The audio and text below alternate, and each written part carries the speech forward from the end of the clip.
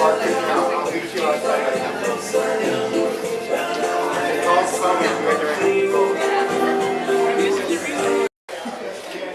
everybody. This is our first event of Dia de los Muertos.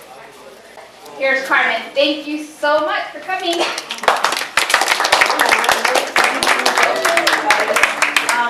First of all, before I really say my remarks, I want to thank the organizers. I know that Merari is one of them. Merari, who else is the Sociology Club? So if you're an organizer, why don't you stand up and wave? So everybody can, I know Merari is. Come on.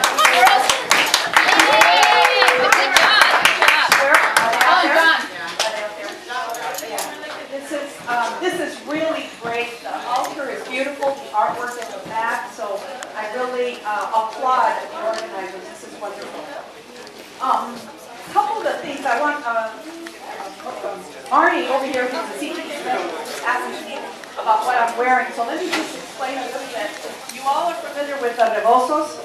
This is a reboso from Santa Maria. There's many different kinds of rebosos. One of the great things about rebosos is that you'll find these in many different cultures.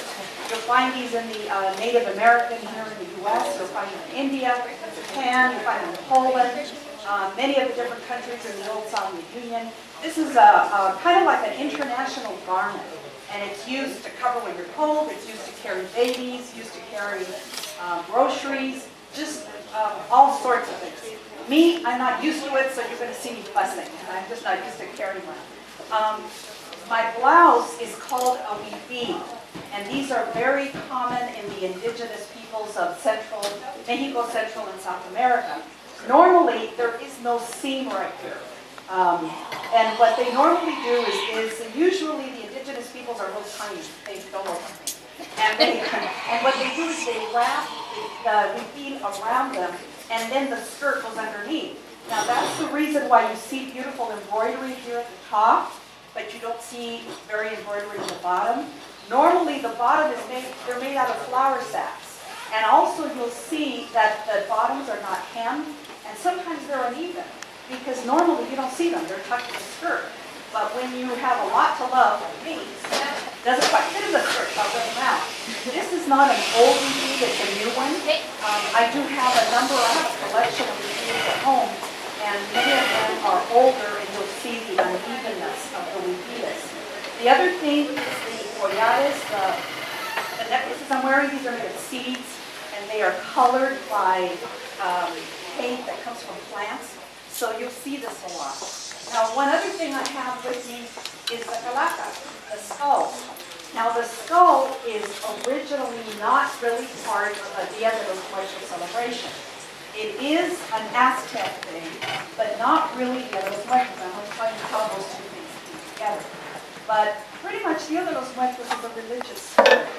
It is a holiday where we honor the people in our families that passed away from the family. Today, in the Catholic Church, is All Souls Day. And my grandmother, my beloved grandmother, Mama Chole, passed away 13 years ago on All Souls Day, 4 weeks before she turned 98. So today is a real special day for me. What the indigenous peoples did, what they believed, is that one day a year, God allows the souls to come back to the earth to partake of the things that they really like. So, if you look over here at Frida's altar, you see a bottle of one of my favorites, tequila. She loved to take her shots of tequila. You also notice that she has her paintbrushes here, the chair. She's always painted herself on a chair. And then the mirror is very important. If you ever saw the movie on Frida, you know that because of her injury, she was in bed a lot, and she had a mirror above her head so that she could do self-portraits. So the mirror is very important for Frida. You also notice, and thank you, Merari, for putting Diego Rivera over there. He's way over here in the corner because he caused a lot of grief in her life. Even though he's a very talented artist, he belongs in the corner. So I'm glad to put him over. And then the other thing about Diego Rivera is real important is the flowers.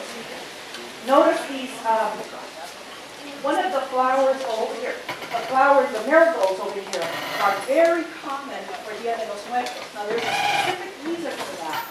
not just because they tended to bloom at this time of year, but because of the fragrance. They have a very strong fragrance. So can anybody think of why you would want a fragrant flower as part of an altar? Does anybody know why? Because it's a strong scent that they can scent themselves, the dead? Yes, but there's a reason that the soul can smell it. Back when there was no embalming of bodies, so when people died, what happened to the bodies? It smells. They started to smell. So what they would do is they would line whatever coffins they used, but they didn't really use coffins, they usually had like a sack or something that they would bury them in. But if they weren't able to do it right away, the bodies started to have an odor. So they would line them with flowers. So the thinking, and especially the marigolds because of the fragrance.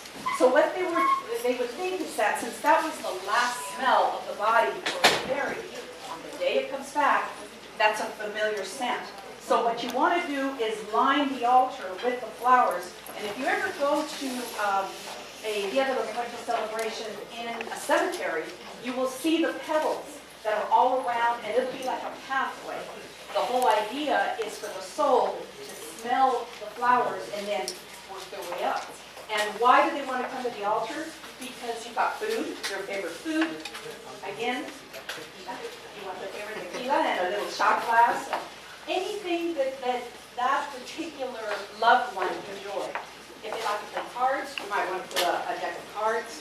If the foods, in many of the altars you'll see beans, you'll see rice, see a lot of different things that they enjoy. And the whole idea, again, is they are allowed, that God allows the soul to come back to the earth to enjoy their earthly enjoyment, food, whatever. Now, there are many different traditions for Dia de los Muertos. Every indigenous group in Mexico, Central, South America celebrates it slightly differently. So, whereas some of the elements would be the same, there'd be a lot of differences. For example, some of the indigenous peoples actually celebrated it in 4 days. Yesterday, November 1st, would have been the first day. And what they do is one day is dedicated to people who passed away from natural causes. The second one is a day for children, babies that passed away. Then there'll be a day for people who passed away violently, like murder or suicide. And then there's a day for accidental deaths, car accidents, something fell on them, So there's a separate day for each one. Traditionally, Dia de los Muertos was done in August. And when the Spanish conquistadores came to Mexico, they tried to eradicate a lot of these traditions they considered them pagan. But of course the people didn't want to give up their holidays. So a lot of what happened, not just in Mexico, but in other cultures, is that what they try to do is get the holiday together with a Catholic holiday, and then it would be okay. So because of the celebration of death, they decided to put it in November, which is right around All Saints' Day and All Souls' Day, which is why we now do it in November. Unfortunately for Chicanos, Mexicanos, Latinos, Hispanos, all of us, it's so close to Halloween that there's a mixture of the two and a misunderstanding that Dia de los Muertos has something to do with Halloween.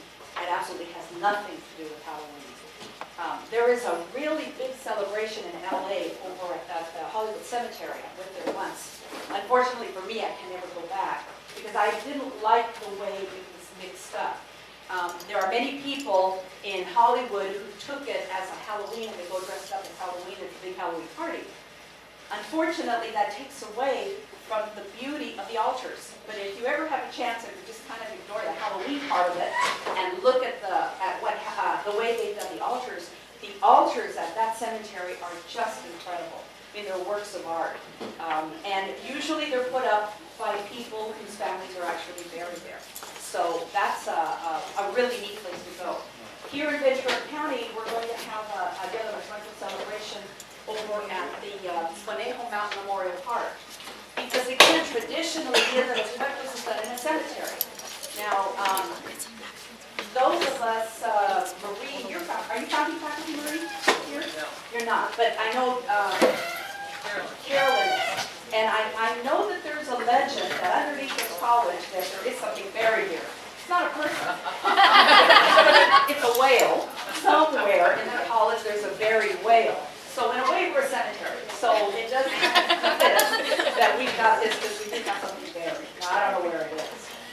Um, so anyway, this whole thing with Dia de los Muertos is a great holiday. It's a great way to memorialize the people in our lives that have passed away, and all the great things about them.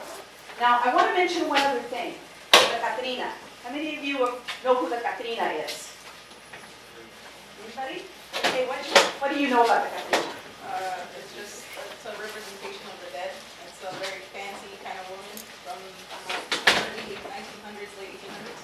Okay, right, exactly, early 1900s. Now, the Catrina is like I said, she's a very elegantly dressed woman, but she's dressed as a skeleton. The Catrina was actually, I don't want to say the word invented, but maybe it's the inspiration of a journalist, a writer that was a writer for a major newspaper in Mexico City. His name was Jose Posada. This was in the early 1900s, just like you said, right around maybe between 1908 to 1910, right in that time period. And Jose Posada was a contemporary of Diego Rivera, of Leon Tolstoy. He was socialist, communist. He had, his whole philosophy was the people, helping the people. And one of the things that Jose Posada was really upset about is that all of the really wealthy, rich ladies of Mexico City who had servants, and they mistreated their servants. That they were, that they would either not pay them, or many times, not feed them, whatever, they were just very mistreated. So he used to write editorials in the Mexico City newspaper about these women who mistreated their servants. And he said these were rich, elegant women who had no souls. So he had a painting made of a Catrina. The word Catrina in Spanish means you're dressed up to the nines. You're really dressed up and you look really good. So he had her dressed in a big hat with feathers and furs, but the face was a skeleton. It's a very famous etching. I'm sure when you think of the Catrina and you see this black and white drawing, this is the one that Jose Posada did. And so the whole part of it was his editorials about how the rich women were mistreating servants. But that Catrina was seen by a muralist, and forgive me, I can't remember his name, but he was a contemporary of Diego Rivera. And this muralist picked up this Catrina and started painting it in a number of murals. Over the years, the Catrina got mixed in with Dia de los Muertos, and so did all the skulls. I'm wearing one. Artist friend of mine in Santa Barbara did this, and so I'm wearing it. I bought it from him, and I like to support the arts. But the issue of skulls and skeletons as part of the altar is not a traditional indigenous custom. We kind of evolved it into putting the two together. And because customs, no matter what they are living things, it's okay to do that. It's okay to adapt things that we do and normal traditional holidays and add things to it. There's nothing wrong with it. We are a living society and we can adapt things. So that whole issue, that whole story about the Catrina and how it became part of Dia de los Muertos was just a thing that evolved. This whole issue with Jose Posada happened years ago. So if you fast forward to today, you see it all. Now let me ask all of you here a question. How many of you in your families or your parents or your grandparents celebrate Dia de los Muertos in their families? How many?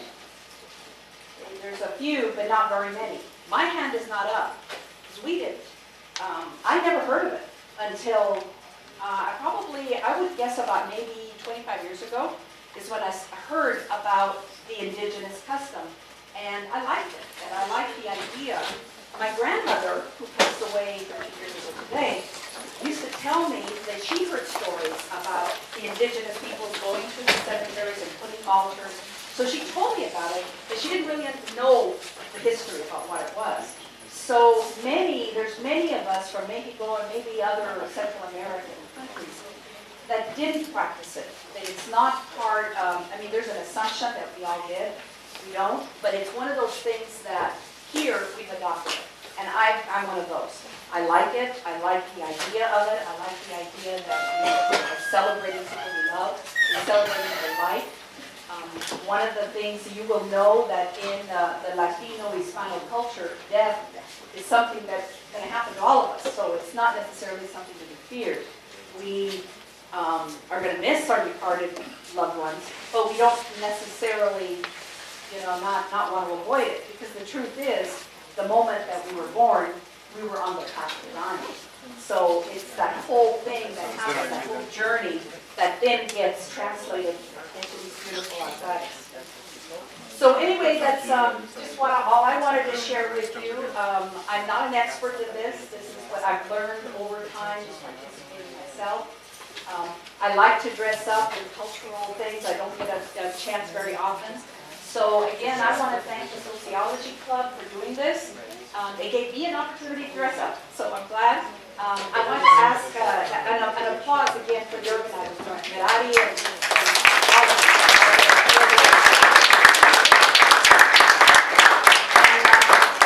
I think Merari's your hostess. Where is she? Who's next coming up? We're going to take a little break for just a minute while we, thank you, Carmen. Thank you, Carmen, and thank you for everybody that's here. And we're going to take like a minute because he's going to set up. Dr. Salinas is going to give a presentation as well. He's going to actually show a presentation on the projector. And then the other quick thing that I wanted to add, you're welcome to set up, please.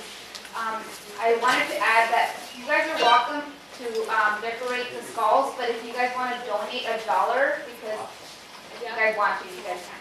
Okay? Thank you and enjoy. Oh.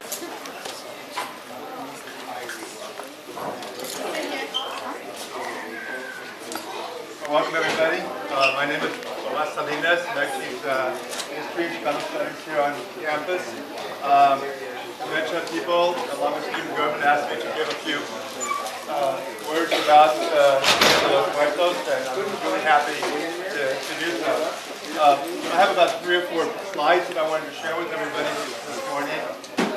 Some of the stuff I'm going to mention, Carmen talked about, and thank you, Carmen, for your presentation. That was very informative. One of the points that Carmen made is that this is a celebration that a lot of contemporary Mexicano people don't really observe. And it is true. When I was little, I remember my tia, who was very poor, who used to go out to the cemetery and spend the night at the cemetery, leaving flowers and candles. And I thought that was somewhat macabre. The idea that you would go and have fun at the cemetery was something that I found very strange. The thing about this particular tradition is that it's mostly popular with Indian people, those people that are of the different tribal groups in Mexico and Central America, especially among the poor people. The poor people tend to be much more religious in their observances than those that are middle and upper classes. It seems that the more assimilated, the more acculturated, the more westernized Mexican, Hispanic people become, the less likely they are to remember and celebrate this particular custom. Basically, the richer you become, the more wealth you amass, the less religious you're going to be. There seems to be a correlation between religious zeal and economic well-being. So we're basically talking about an Indian custom.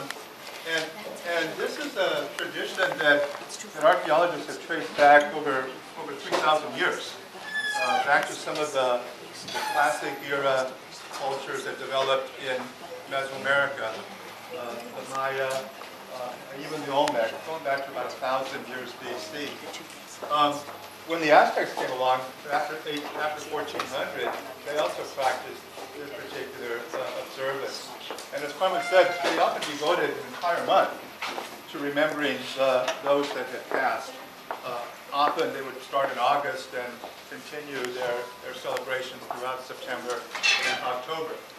When the Spanish arrived, they introduced Christianity. And there was this blending that's going to occur between the native beliefs that the Indian people already held and those that were introduced by the Spanish.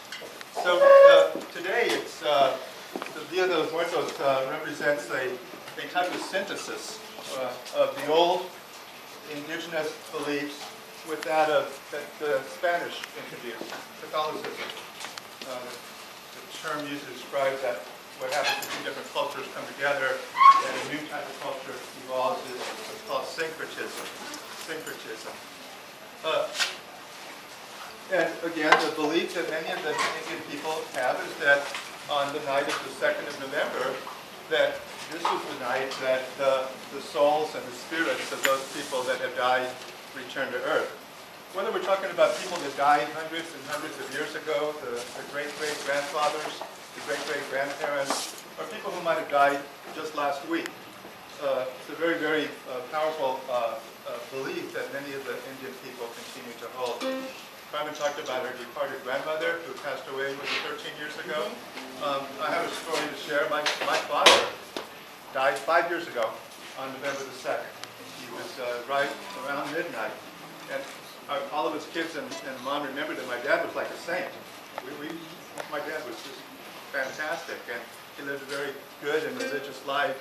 And we thought it was only appropriate that he would die on the night that the saints would come, that the spirits would come. And they took him off right about midnight on November 2nd, 2006. On Sunday, I was in San Diego, and my mom had a mass that was celebrated in his honor, so the whole family was there. Do the next slide. Now, as Carmen said, the 1st of November, yesterday, is also a special day. In the Catholic faith, it's called the Day of the Saints, Dia de los Santos. It's called All Saints Day.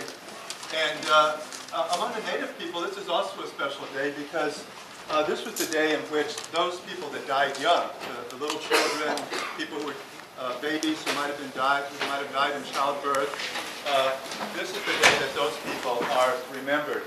Sometimes called the Dia de los Inocentes, but most people remember this as the Dia de los Angelitos, the little ones who died.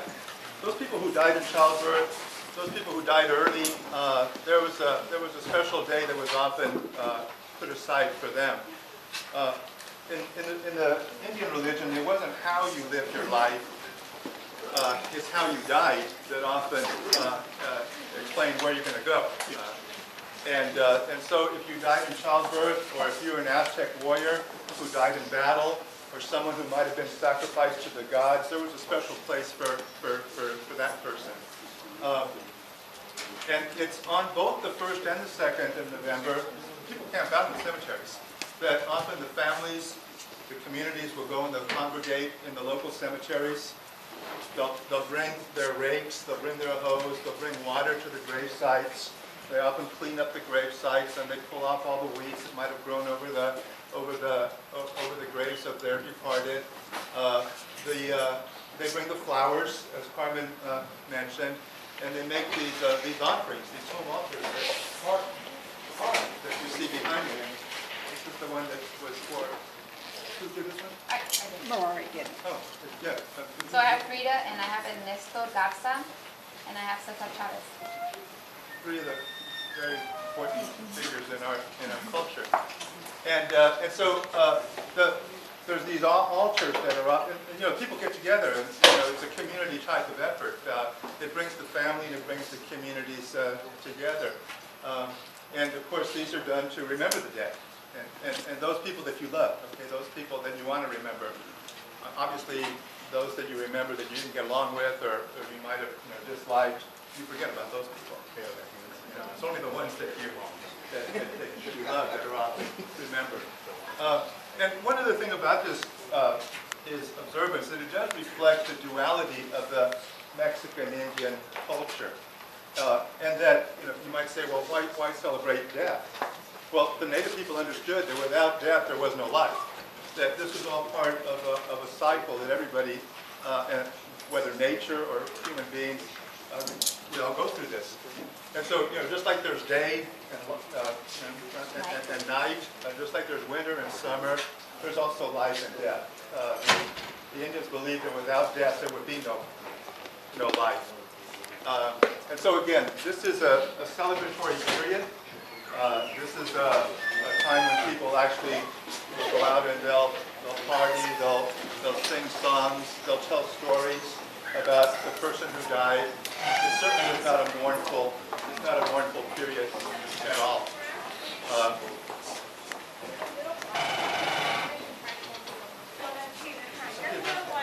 My personal last one is you. They want to come through. Fine, The bring them in. children want to see us. Bring So them in. we're going to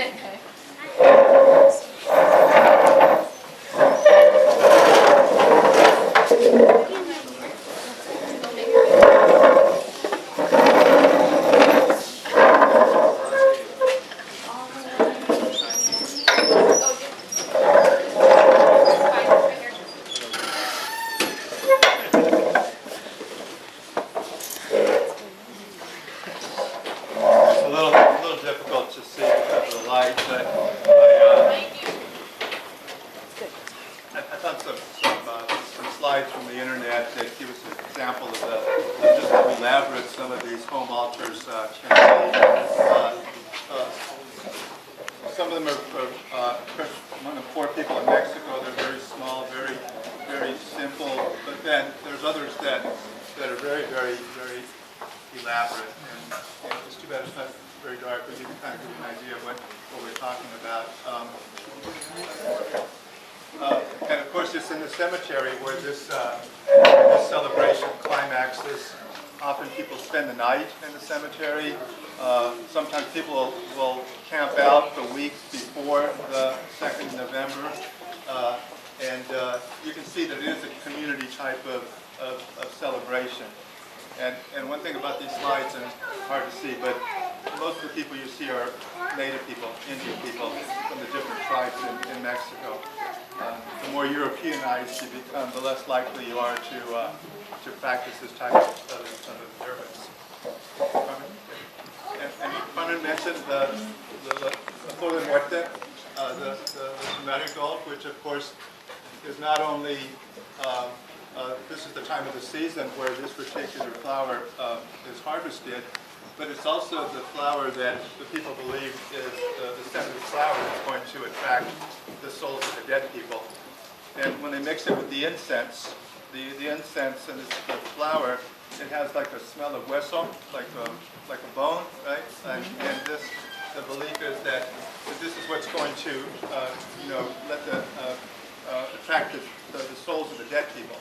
And then often we'll put the flowers all around the graveside, sometimes near the home, for them to follow. My last slide here should just show you the tragedy and humor of La Muerte, and shows this duality. There's a little cartoon here, and at the top it says Feliz Dia Feliz Dia Muertitos. And what does he answer? What does the guy on the left say? Pero aún estamos vivos. What's the answer to that? Aún. We are right now, but eventually we're all going to meet the same fate. Todos vamos a ser muertos. I want to thank Carmen for helping me out. Thank you for the Metro people and the Sociology Club and the AS Student Government for inviting me. I have a class that starts in like a minute, so I have to wrap up.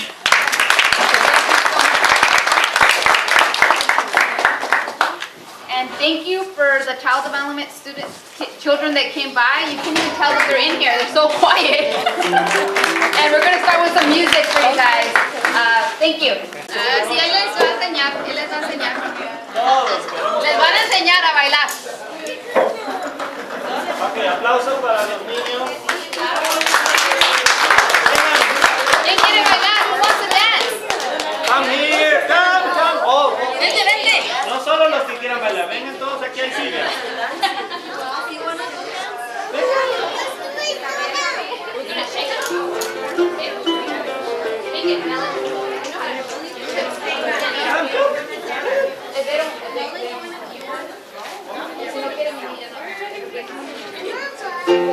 aquí.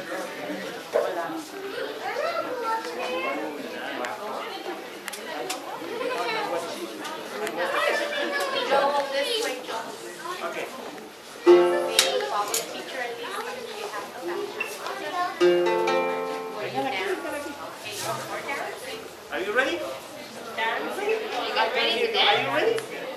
No, I couldn't hear you. Are you ready? I couldn't hear you. Are you ready?